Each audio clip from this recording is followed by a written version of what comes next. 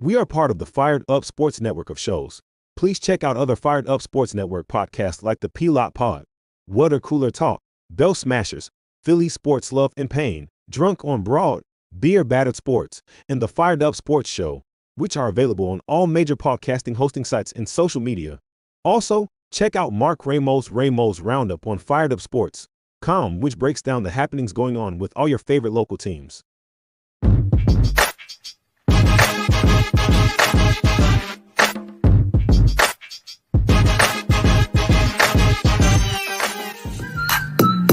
Philadelphia Eagles are Super Bowl champions. E-A-G-L-E-S Eagles! Swinging a miss, struck him out. The Philadelphia Phillies are 2008 World Champions of Baseball. Ladies and gentlemen, the Flyers are going to win the Stanley Cup. The Flyers win the Stanley Cup for the lead. Yes! Iverson, wow, what a fake off Daniels as he broke his ankles and got all the way to the cup.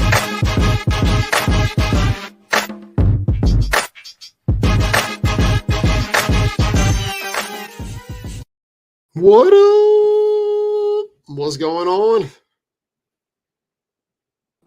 Stop. Rich, you're on mute. You muted me, Don. You I- muted me. I didn't touch anything. Yes, you swear. did. Yes, you didn't. I swear. Rich, listen, it's, I don't know, 5-6 days later, and I still want to fire Nick Sirianni into the sun. I'm not That stopping was, the train of fire Nick Sirianni. I'm not. Chug it a was, We're there firing. was nothing that I saw on Sunday That was impressive. that made me feel any different. It just is, it's mind-blowing how oblivious he can be to the situations and the scenarios, and then the doubling down days later, having the analytics crew dig up scenarios that match things to justify what he was doing. It's just, You can. it's enough to make you mad, and they're winning in spite of him. Yeah. You can justify anything. Like, I can pull up a clip of anything from any period of time to justify my point. It doesn't mean it's correct. It's just you are validating, you're finding validation from a previous source just to be like, okay, it makes sense here. No, Nick, it doesn't make sense. It doesn't make sense that you don't feed Saquon the ball until after Devontae gets knocked out. Yeah, the fact that those two guys don't touch the ball again until the third possession is like, it's mind blowing to me, and I don't get it. I don't get it for a million reasons. That makes no sense, Don. It makes no sense. You literally had two possessions where Saquon didn't touch the ball.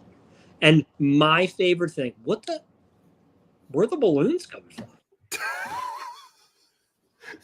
Rich, last week you got the thumbs up just popping up, and this week you got balloons popping. Jesus Christ. Am I doing like something like this? I don't know. Did someone just send you like happy birthday, maybe? Maybe. Happy birthday. Dang it. Didn't work.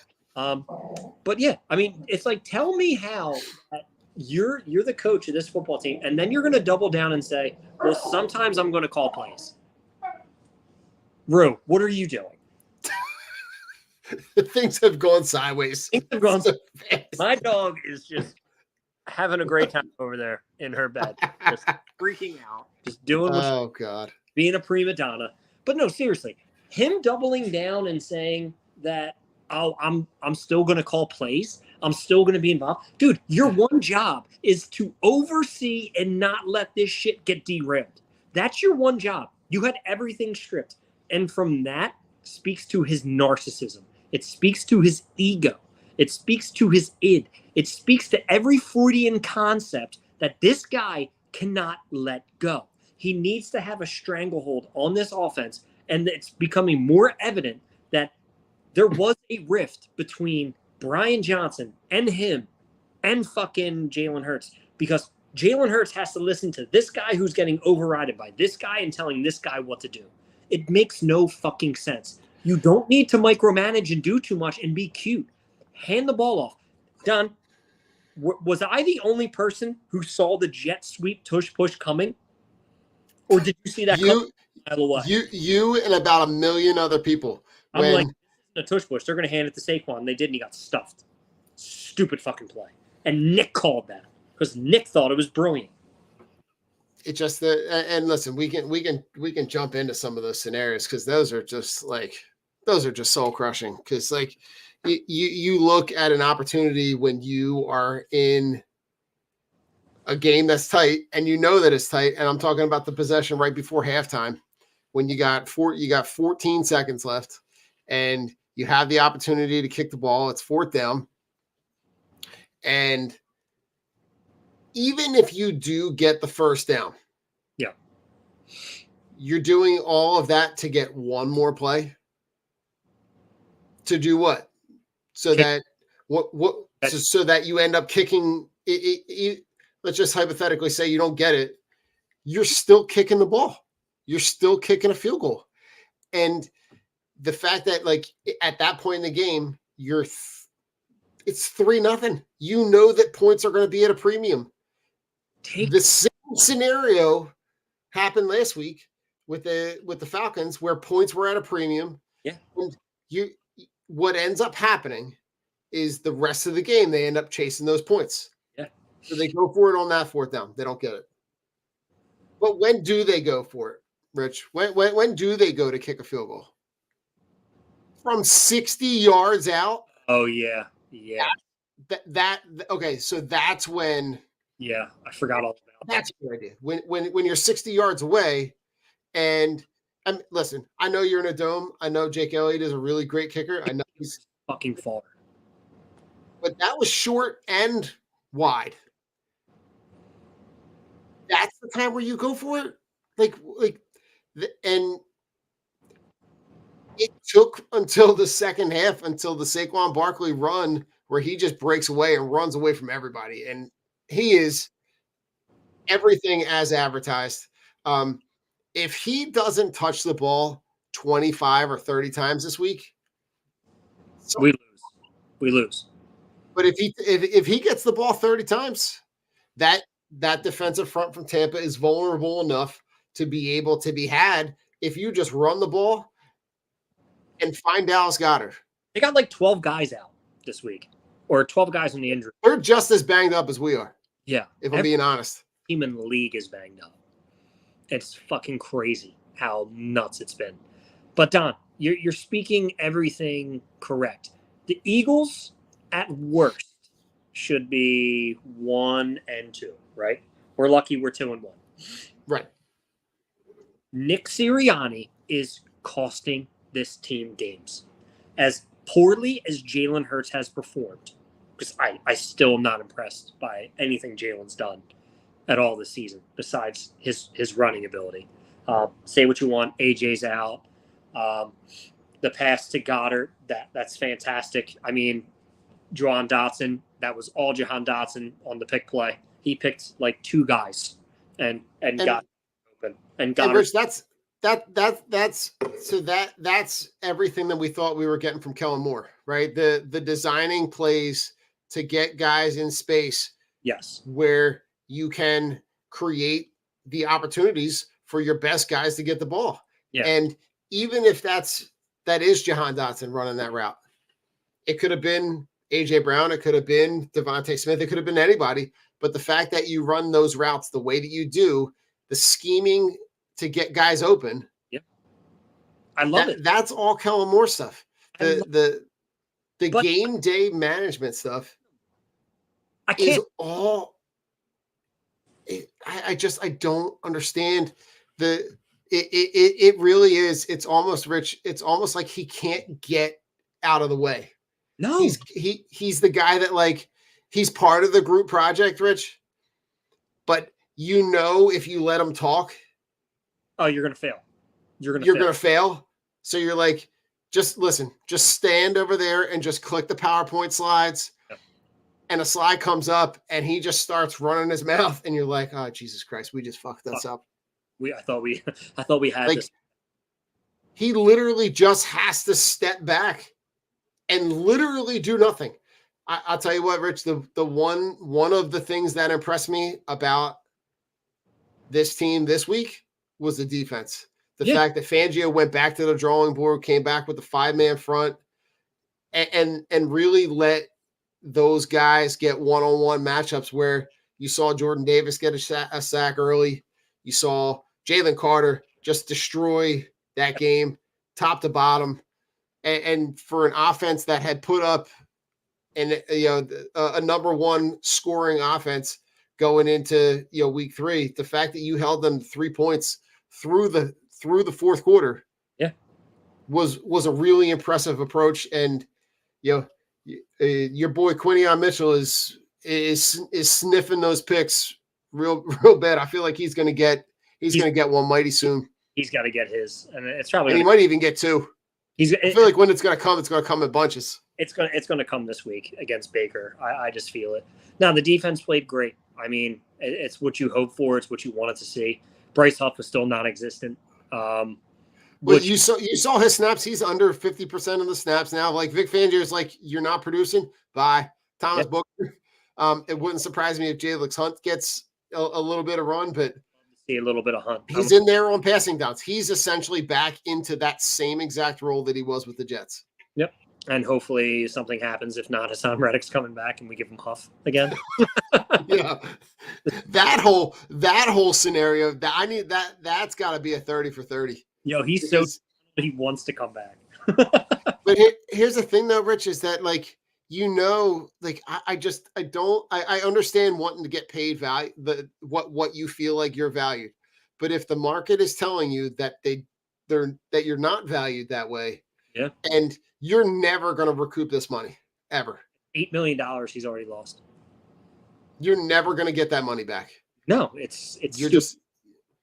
so I'm not saying that you had to play on your old deal, but you could have figured out a middle ground where you still could have got paid, and you still feel like you're not undervalued or something. Like, all right, sign me to a 1-year extension with like $15 million guaranteed. That would you can't be excited about that. But I don't even think the Jets were going to offer him a contract, so it doesn't matter. But anyway, back to the Eagles. I mean, it was great seeing Jalen Carter. I love seeing Jalen Carter at the end of the game getting into it with the Saints. Because the Saints hit on Devontae Smith was fucking dirty. It was a penalty, I believe. Which was good. It should have led to a suspension because that was dirty. The whole dragging Slay out of bounds and slamming him into the bench, like you're telling me that's the second time that same player has done that. Like, come on, man! Like that's dirty. Yeah. So I'm happy because I think this was the moment where like you've seen a little solidarity.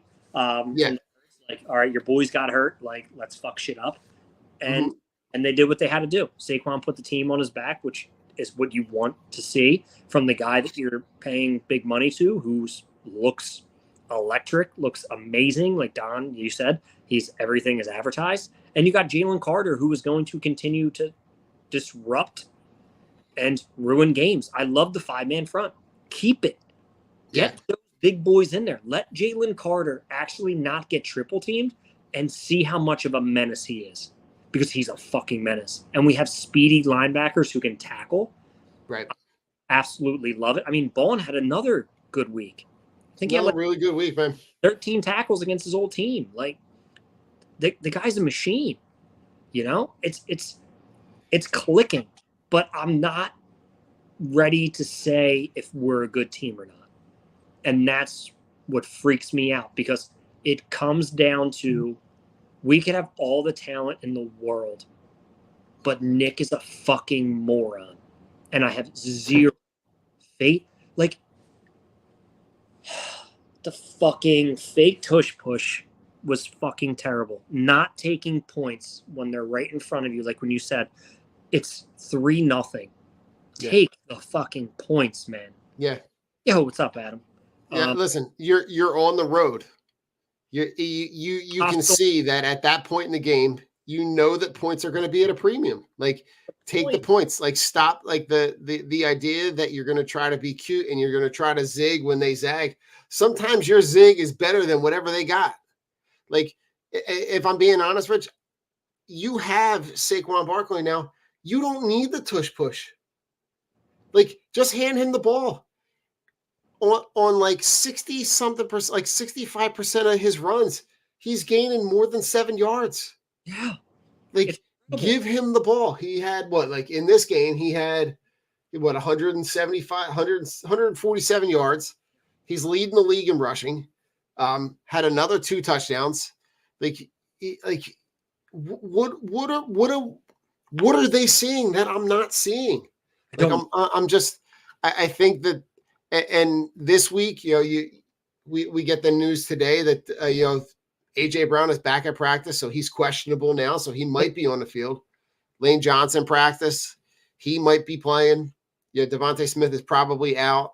Yeah, you're going to get Mekhi Becton back. He's got his hand in a cast because he dislocated a finger, which is like, is wild. They said when he was trying to figure it out on the sideline, he went to go practice blocking somebody, and his finger literally bent all the way back to his wrist. Oh my God! I'm like, oh, that's why he didn't come back. Yeah. But when I look at this, this week, let's just hypothetically say that you don't have AJ Brown and you don't have Devontae Smith. John Ross, baby. You can still win this game without those guys. Yeah. If you even if I'm saying, right, even if we're talking about Paris Campbell and we're talking about Johnny Wilson and Jahan Dotson, and they signed John Ross to the practice squad, and like, even with those guys, you still have enough with Saquon Barkley and that offensive line and Dallas Goedert to be able to go down there and win a game. Like, you don't have to be able to you don't have to blow this team out. No. You can very easily control the clock, run the ball, matriculate the ball down the field. The key is going to be something you talked about last week, not making mistakes with the ball, right? The Hurts, this is now what did I hear? Like the 7th consecutive game with a turnover, with at least one turnover. Yep. Right? He turns the ball over on the first. They move the ball up and down the field against the Saints. Like the total yards was like out of control in the Eagles' favor, but they had no points because they made mistakes and didn't take points. The fact that you're trying to fit that ball into Devontae Smith.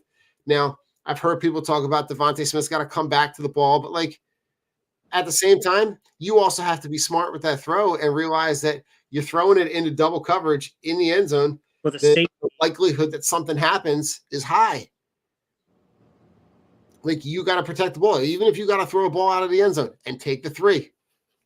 That game very, very easily, when it's 3-0 at halftime, could have been at the very worst, right? Could have been 9-3, right? You could have had at least 3 field goals. Like, it's wild. And it's wild to see that, like, right? Yeah, Adam, like, we were talking about this earlier, but like, you should have took the same exact thing. You don't have to be cute with this team. This team is good enough that if you can just consistently put up points throughout a game, you're going to win games. Like, this is like old school football. Throw all the analytics out, run the ball, put points on the board, and make smart plays. When it's time to punt. When it's time to take points and kick a field goal, kick the field goal. The shit part of the Eagles' offense and defense is they can win in the trenches. Do the Mike Tomlin effect. Mike Tomlin in road games. Run the ball, control the clock, and get out of there unscathed. Like, Mike Tomlin is the legit, all right, we're going to run, chew up the clock. We're going to run again, chew up the clock. All right, it's 3rd and short. We're going to run again, chew up the clock. They don't blow teams out on the road. They literally get the win and go home. You don't need to be cute. You don't have to go out there with a game plan. I mean, your wide receivers 1-4 this week, or some people, not us, but across the United States, have no idea who these guys are. Yeah. Just go out there. You have Kenny Gainwell. You got Shipley. You got Saquon. run the ball down their throat, control the clock, have Yeah. 8-9-minute drives. Do what the Giants did last night when they bored me the fucking sleep. Right. Roll the clock, go down, kick a field goal, stop them on defense, rinse, repeat. Just try to sneak in a touchdown. You don't have to be cute to beat Tampa Bay. Tampa Bay is going to be without Winfield Jr. They're going to be without Vita Vea. They're going to be without a bunch of guys. And a lot of guys are questionable. They're just as hurt as us. Yeah, Don't Kalijah Kancey's out. Like, just fucking run the ball, control the clock, and go home. it's not going to take much. It's not going to take much to beat this team. And I feel like as long as you don't make it complicated, you'll be all right. It's Nick Sirianni. Nothing simple. It's always got to be the cutest, dumbest shit. I'm so fucking sick of this guy, Don.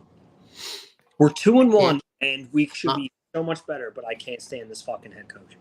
And listen, to go back to the Mike Tomlin thing, right? They're winning games with Justin Fields. Yeah. And they're figuring out ways to win games. And like they're not getting cheated out of games. Like they're when they go in, right, they're kicking 6 field goals and winning games. Correct. Right? Like that for that opening week against the Falcons where they score 18 points and don't score a single touchdown. But they win the game because they control the clock and they took points when it was smart. Yeah. Right? You play, you go into Denver, you beat Denver on the road. You go into San Diego and you beat San Diego on the road. And then they're going to play the Steelers. And like the thing that I took away from last night though, Rich, is that the biggest threat to the Eagles winning this division is the Eagles. But outside of tripping themselves up, Washington is probably going to be their biggest challenge. And Washington has no defense. Right. So basically what I'm saying is if you can keep it simple, but we'll win the East, which I am not confident enough to say that they won't do it. Which is fucking like, this is the problem. Like becoming a realist, and now I feel like I'm a boo bird, which I really don't like.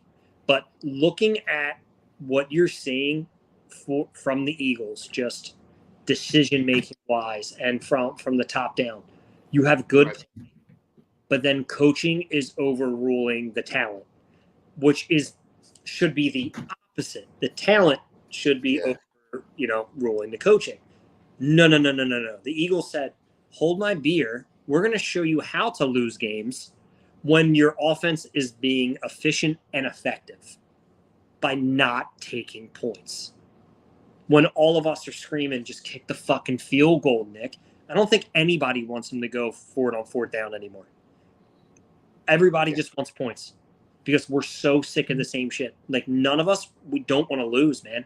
And I don't want to lose to bad teams because of our coaches' indecisiveness. It's narcissistic decision-making. Yeah. I want to be the smartest guy in the room. Usually when you think you're the smartest guy in the room, you're not. You need a new room. You need a new room. So it's either he's surrounding himself with idiots or he really thinks that highly of himself.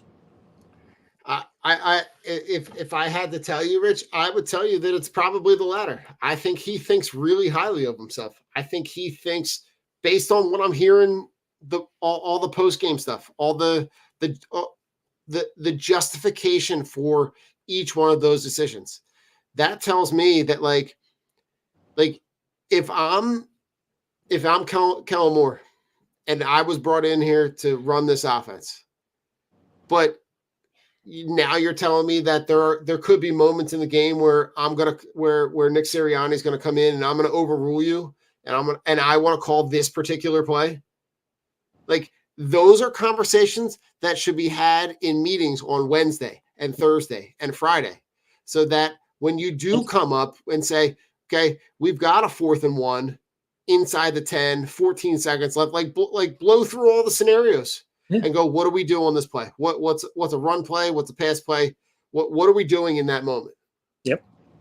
When you're on the field and you call a timeout, And the best conversation, the best play call that you can come up with is the fake run from the tush push. Like, which was clear which as was ludicrous at baseline. Of all the plays to run, that's the one that you run. Like, I mean, listen, it just blows my mind. It really does. And I don't know how to rectify it. But Rich, I'm looking at their next set of games, right? And if they can take care of business against the Bucks, I want you to listen to this next stretch of games that we thought might give them a little bit of trouble. But they're going to play the Browns, the Giants, the Bengals, the Jaguars, the Cowboys, the Commanders. Like, you should win five out of the 6. right. Which is going to put you at what, 6-2? 6-2, yeah, 6-2, 7-1. We have 7-1, like, yeah. So yeah, 6-2 or 7-1. Like that Bengals team is not nearly as good as we thought they might be. They look terrible.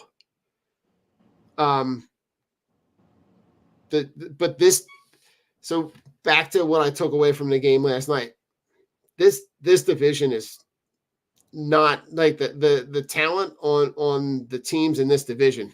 Yeah. Like you might be able to win this division with 10 wins. 10 wins might get you the division because the rest of the division is that bad. Yeah. No, I mean, you're right, dude. You're right. You have a 2-1 Cowboys team that really doesn't look like a 2-1 team. I mean, but the Eagles. I mean, they're bad. They look awful. But the Cowboys are awful. They just lost Micah for a few weeks. They're going to lose DeMarcus Lawrence for a few weeks. So there goes your 2 defensive players. Last night's game was just dumb. I don't understand what anything the Giants were doing. They should have won, which is crazy because then they'd be 2-1. I mean, the fact that you let Daniel Jones almost throw for 300 yards is wild. Malik Neighbors is really good, really talented, but guy's really good at football. But it's the Eagles division. They could win this at 10 games. I have a feeling we stumble into like 11 or 12, but I agree. Coaching needs to be better. Nick, you need to be better. Nick, I'm pleading with you. Take the fucking points, dude, because you're killing us as fans. And stop with the stupid fucking plays. Like this week, you have Tampa Bay, who's banged up. They're hurt. We're hurt. I have a feeling it's going to be a Saquon game. I have a feeling if I have to do a prediction, Don, it's Saquon rushes for 100 plus and a tutty, and then Jalen Hurts runs for 80 plus and a tutty. That's the type of game that I'm thinking that it's going to be this week. But don't fuck it up and make it harder and more complicated than what it is. And I have a feeling that's exactly what's going to happen. Because it's never easy. No. And listen, Rich, I would tell you they have not won a game by double digits, by more than one score since the game last year when they beat the Dolphins at home. Every other game that they've played since then has been a one possession game. Yeah, it's because they can't either hold on to a lead or they can't just they just can't hold on to a lead. Like we saw it all last year. It's cute, you punted, you did dumb shit, or you go for it on 4th down and you don't take the points. Like it comes down to you take the points, they're at a premium, it's a necessity. Stop cute. You don't need to run a fucking fake Philly tush push. Do what your team is built to do, and that's run the fucking ball. You have the best offense in football. Run. Yeah, I think, Rich, if I'm looking at this week looks to me a lot like it does last week, right? Like you had 460 total yards. I think you do that and you get the points on those possessions. I think you're looking at another box score that looks like the one from last week. Yeah, it's a big run day from Saquon Barkley. It's a big It's a big and you know they're going to be keyed in on Dallas Goedert, so maybe that gets spread out a little bit more. But I think he's talented enough that you can scheme ways open to be able to get him the ball in space, just like they did last week. But I still figure this is like a 27-17, 27-20. Dude, I don't even have it that high. I got 17-12. Ooh, okay. I have 17-12 because Mike Evans was a surprise. I think do not practice today, which is crazy. Leaves him questionable. Chris Godwin I think he's still questionable. Bucky Irving and Rashad White, I'm not sure if they were full goes or not. So, I mean, both teams are banged up. Hamstring injuries are going to plague, everybody in this league. I don't understand why now more prevalent and the calf strains and the high ankle sprains and all that shit. Like, I don't understand it all. It just doesn't make sense. Something weird with the lower extremities. Stay away from those injuries. But yeah, they should fall into this win. But I think it's going to be more of a grind. So I'm saying like 17-12 Eagles. And I think it's going to come on the back of a Jalen Hurts rushing touchdown and a Saquon rushing touchdown. I don't think Jalen Hurts has over 175 yards this week through the air. I think this is going to be a ground and pound week, and you're going to see a few running backs get involved, which is what I would like to see, especially with being out. You can attack their corners. You can attack their safeties, especially with Winfield being out. He's decent, but they're not that great. You saw it last week when they got shredded by Denver. Bo Nix tore him up. Yeah, Bo Nix took care of business down there. That's why I think the scrambling and the rushing capabilities of Jalen Hurts, kind of benefit us, this week.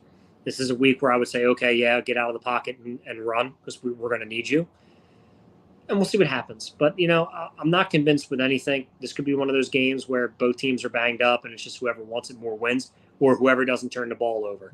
We know Baker can be a turnover machine, but so can fucking Jalen. So, whoever the ball, first mistake loses is what I'm going to say. Because it's not playing catch up with these two offenses. Yeah, and they've also they've won games in spite of that turnover battle. They've lost the turnover battle in if I can remember correctly in all three of these games that they've played so far this year, and still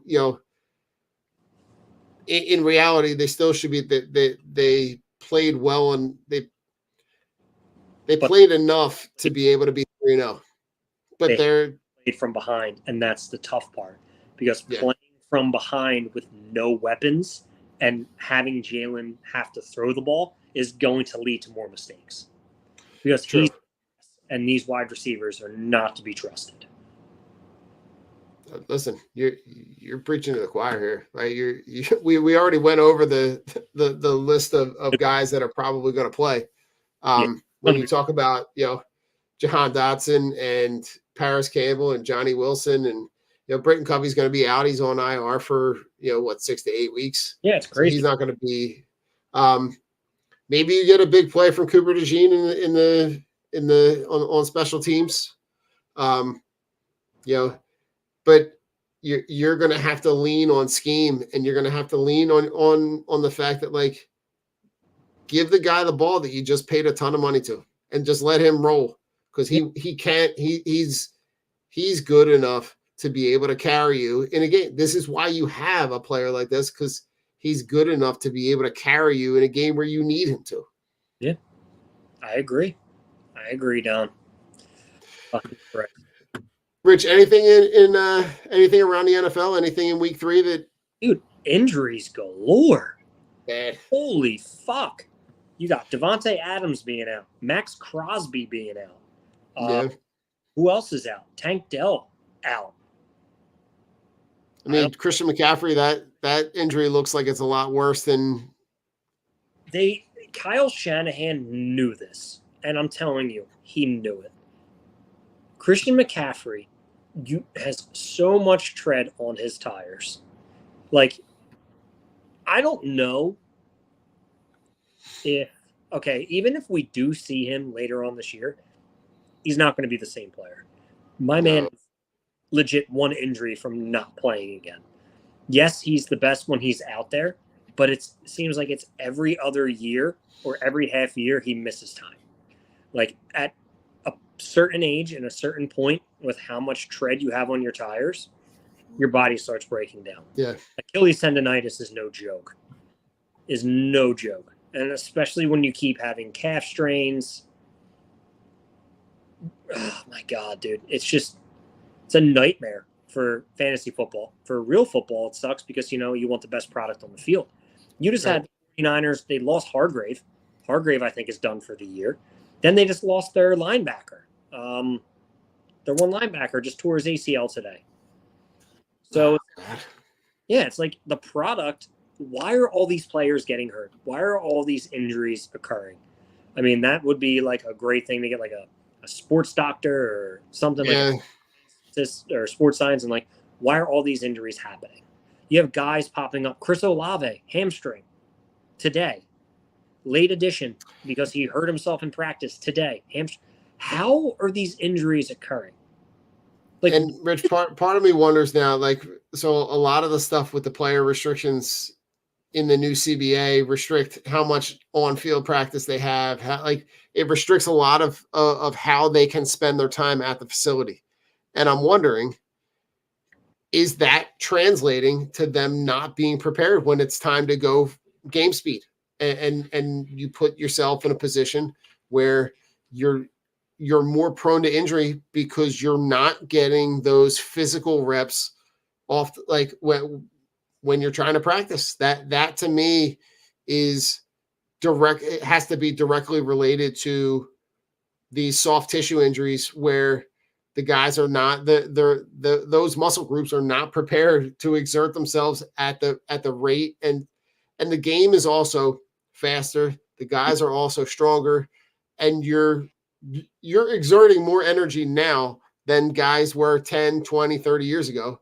Yeah. So you could probably argue, Rich, the same thing's happening in baseball, right? Yeah. The guys that, the elbow surgeries, the Tommy John surgeries that are happening because guys are now, at 16 throwing 97, and they don't know how to control it. They just know that they can throw 97 and then they blow their arm out.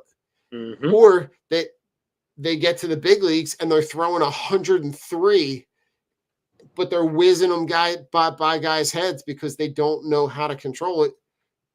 I'm sure there's a lot to have in that conversation, but it's a shame because you're really just like, you're almost just waiting for that other shoe to drop. Yeah, I mean, you're looking at it, and you could be exactly right with that. You're going from jogging all practice, and then it's like, okay, game rep. And then you have to run as fast as you can to track down a deep ball. Your muscle groups are not prepared. Yeah, you've been jogging, but we all know when you get older, a little jog to a light sprint, something's getting pulled. Like, you feel that. And it could be the direct correlation onto why all these things are happening. You're trying to stop and cut on a dime and come back in. All right, well, there's your Achilles, there's your calf. Right. Groin. It makes sense.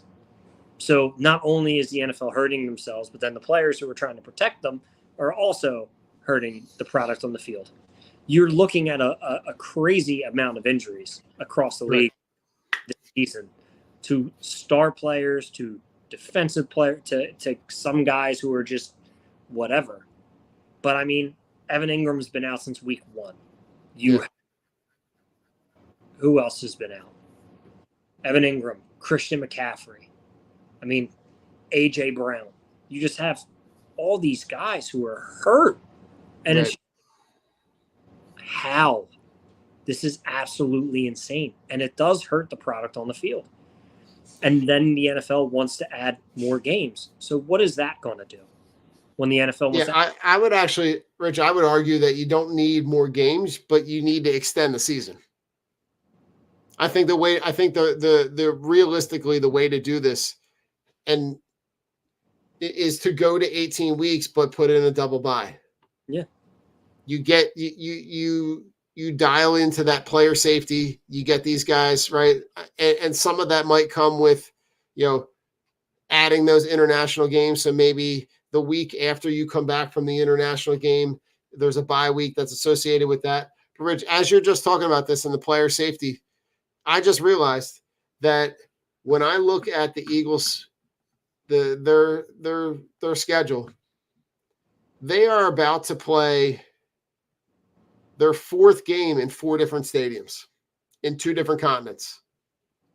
That's a lot on there. That when you talk about the stress of, flying to Brazil, flying home, you play at home on a short week, you fly down to New Orleans, you fly back, you're going to fly down to Tampa, you're going to fly back. Like we thought that this bye week was coming early, but they need it. They do. They really do. They need it to get right and get healthy. But I'm curious to see where this team is at week 13, 14, right? Coming off of that, the 2 away games against the Rams and Baltimore. And then you play Carolina and Pittsburgh at home. But speaking of Carolina, right? Carolina goes in and shocks. They beat the Raiders. And Andy Dalton, baby. The Red Rifle. but all right, Rich, are the Vikings for real? Yes, their defense is insane. Their defense is fucking wild. Their defense is insane. Aaron Jones looks good, and you have Justin Jefferson. And Sam Darnold looks awesome. And Sam Darnold is younger than Joe Burrow. Wow. Yeah, if you can look that up. He's younger than, I think, like a handful of starting quarterbacks, and he's been in the league for, I think, 6-7 years. I mean, they took a Texans team that was been really impressive offensively and held them to 7 points and shut them down. Brian Flores is for real. Yes, he is He might not be a great head coach, but he can sure dial up a defense to shut you down. Yeah, he has too many. When he told Tua, he basically sucked. I'm like, yeah, that's not really a head coaching thing you want to say there, bud. But okay, okay. But yeah, I think the Minnesota is the truth. Do I think they're like going to win the Super Bowl? No. Great story for Sam Darnold. Right. I don't think that's it. I'll tell you who I don't think is the truth, and that's Kansas City. Ooh, all right. Talk to me. I think Kansas City is extremely overrated. Mahomes is not playing well. Kelsey's non-existent. Their defense is outside of Chandler Jones and the linebacker. Like, I'm not impressed with what I'm seeing. I'm more impressed that the refs just keep gifting them wins. It'll be more exciting to see them play. I mean, they played Baltimore week 1. Baltimore lost. Baltimore's hasn't gotten right yet. I mean, feed Derrick Henry. They destroyed Dallas and then just decided to not step on their necks anymore and made it look closer than what it was. But I don't think the Chiefs are going to win another. I don't think they're going to get their 3-peat. I don't. It's just so crazy because even the NFC, I think both divisions are up for grabs. Like, I don't think there's one team that really sticks out. Minnesota sticking out early. I mean, how about the fucking Bills, dude? No wide. The Bills. Bills look really impressive. They look better without Stephon Diggs and without Gabe Davis. Yeah, because he's just passing the ball to whoever. Like, he doesn't have an ego to feed. Like, he's just like, all right, I'm just going to sling the rock and then hand it off to James Cook, and then I'll run a little bit. And their defense is playing real well. I think the Jets are frauds. I think that offense is going to fall apart. I do not think Aaron Rodgers is that good. I would agree. The Patriots are terrible. I don't think they should start Drake May this year because I think he's going to die. If they put him back there, they're just going to kill the kid. I think Houston is probably my pick for the AFC. Okay. they bounce back this week because they have a really good team. You're not going to win every game. And they're in a super winnable division, right? Because the Jaguars and Texans look like garbage. Because you got you got the mayonnaise man, and you got Sunshine, and you got the Colts, and the Colts look like they're about to take another step back because Anthony Richardson There's 3 terrible quarterbacks in that division.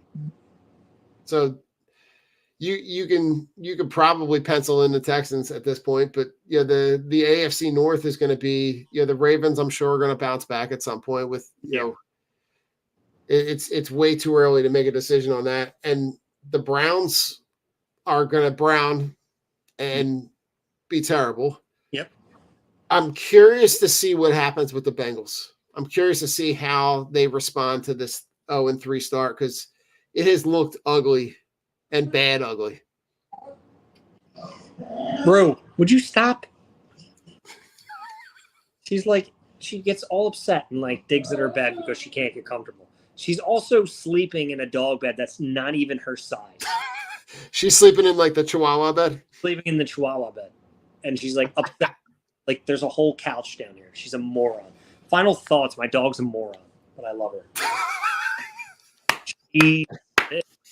But yeah, I mean, every division is winnable. I think the Bills, if I had to predict, I'm predicting 6 teams that make it this year? It's 6 teams, right? Yeah. It's going to be Bills, Texans, okay, Ravens, okay, Chiefs. So Bills, Texans, Ravens, Chiefs, Pittsburgh, and Chargers. I'm going to go Chargers. I like Harbaugh. And Chargers. Okay, that'll be the 6. I think the Jets don't get in. And then if I'm going NFC, I'm going to say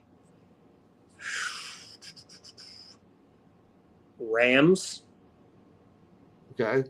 Very strange for me to say the Rams. I'm going to say the Rams. I would. Minnesota. Okay. Green Bay. Tampa Bay. Eagles. And then I need one more. I'm going to say Lions. Lions will be no Seahawks. So the Seahawks come back to they come back to earth.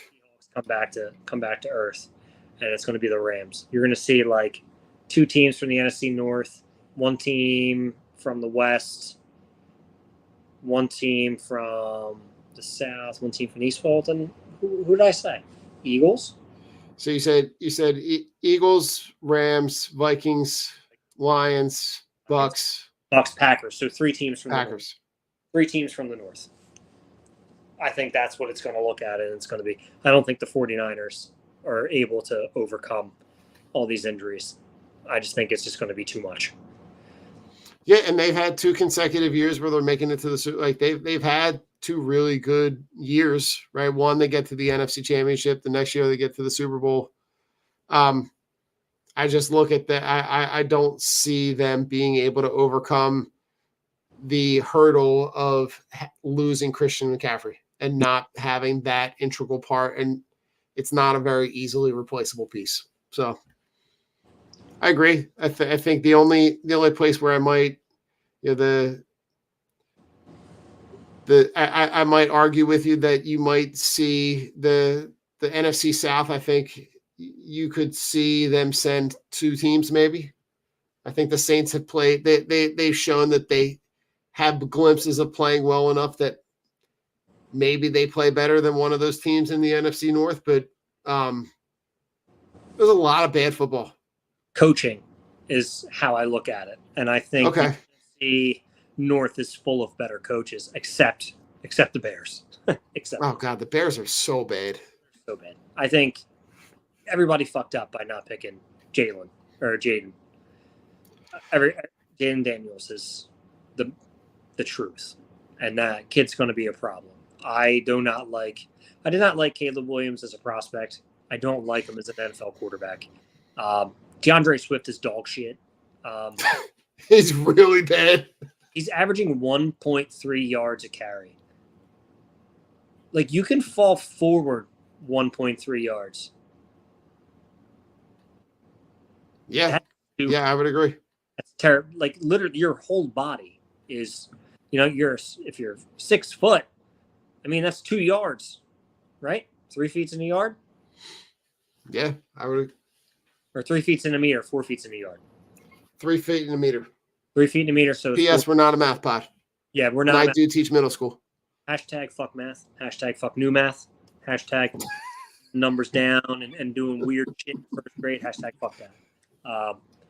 Listen, we need to get rid of Remember- all that stuff and get back to the paper and pencil, do some long division and multiply on different lines, because I don't need 17 ways to figure out how to multiply. No, I just need to know what the number is. different ways of adding. It's literally 10 plus 10 is 20. I don't need to break it down into fives because it's easier for you to look at.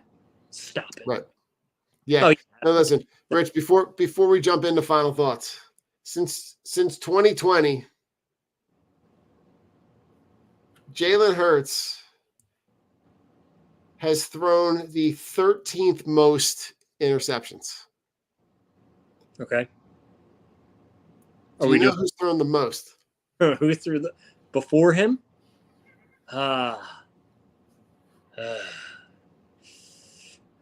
Since 2020, right? Yep. Josh Allen.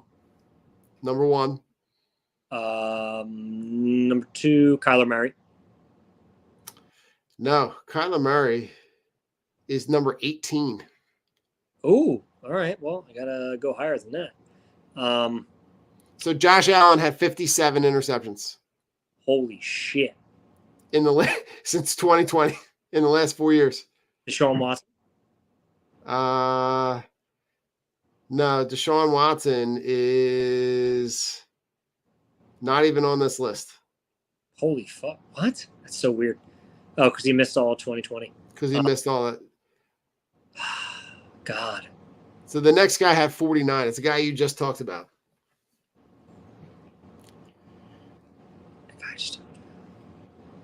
Mahomes. Mahomes. Oh, wow. Mahomes had 49. Okay. Stafford at 47. And I can see that. He airs it out. Okay. Derek Carr at 47. Ah, yeah. Turnover machine. Jared Goff, Justin Herbert, Okay. Kirk Cousins, Baker Mayfield, I was going to say Trevor Lawrence, Dak Prescott, Tua, and Russell Wilson, all in front of Jalen Hurts. Yeah, but Jalen Hurts fumbles all the time. That's like also what kills him. Right. He fumbles way too much. Like, I'm not worried about interceptions. I'm worried about his ball security is ass when he rolls out to the left. He just has the ball just in one hand, just literally swinging behind him. I'm surprised no one's ran up and grabbed it with 2 hands and ripped it from him and scored. All right, so Rich, on that list, I changed it to turnovers, not just interceptions. Yeah. Jalen Hurts still 11 on that list. In front of him, and this is the last 4 years, right? Yeah. In front of him, Josh Allen, Derek Carr, Jared Goff, Trevor Lawrence, Patrick Mahomes, Kirk Cousins, Stafford, Lamar, Dak, Baker Mayfield, and Jalen Hurts with 51. 51 since 2020. Okay. Still too many. Still right? wait. And this year, I think the recklessness with the ball has been his biggest issue. Yeah. But I can agree. you got to clean those up. Yeah, 1,000%. All right, Rich, final thoughts. Well, final thoughts. My dog's a moron. That's pretty much what I have for you. I mean, she sits here digging at her bed. No, I love my dog. My dog's great. Final thoughts. Final thoughts. What? I'm trying to think. Anything that happened in the news? Anything recently like that? No, got really nothing like super deep and super personal. You want me to go? Yeah, go. I'll think of something. Sorry, Dom. My final thoughts. I feel bad for the city of Oakland. Ah, that's a good one. I mean, you're talking about in the last handful of years. In 2019, the Warriors moved from Oakland to San Francisco. In 2019, the Raiders leave and move to Las Vegas.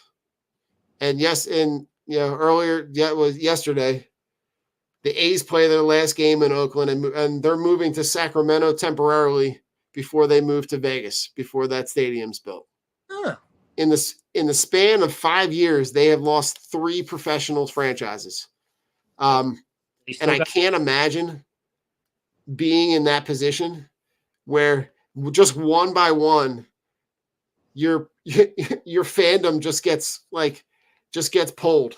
And it does. And normally you would say like, oh, well, I'm a fan of the team, so I'll root for them wherever they go.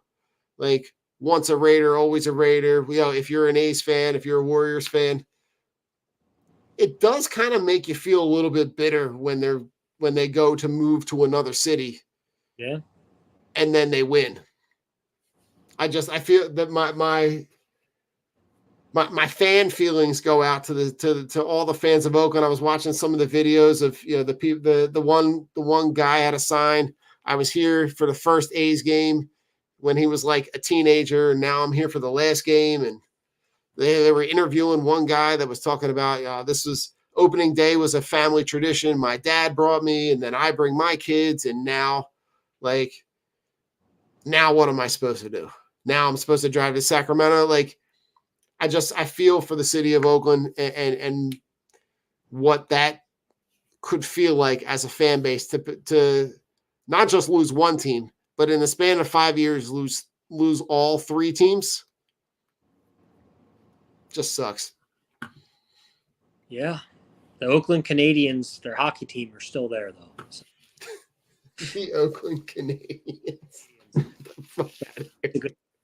Yeah, Don. I mean, that does suck. I don't understand why Oakland can't keep a team, but I mean, hey, it is what it is. What it is. Money needs to be made. Yeah. At the end of the day, that's all it's about. Final thoughts. At the end of the day, guys, that's it. Just my final thought. Everything is about money. So whatever you think, or what you're gonna do, it's all about money. Nobody cares. They're gonna do what they're gonna do.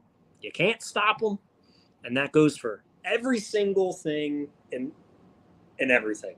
It's all about Benjamins. Just be glad, Oakland, that you had a team for a little bit. Now they're getting sold to Vegas, where somebody can profit and make a crap ton of money. At the end of the day, I mean, look at the hits in football. Look at the whole NFL YouTube subscription nonsense where it's just all about money. Yep. And then you're getting sued, and it's about damn time. Like somebody actually, the class action lawsuit against the NFL for them having to kick back millions of dollars, and giving people, their money back for a service they paid for that was blacked out.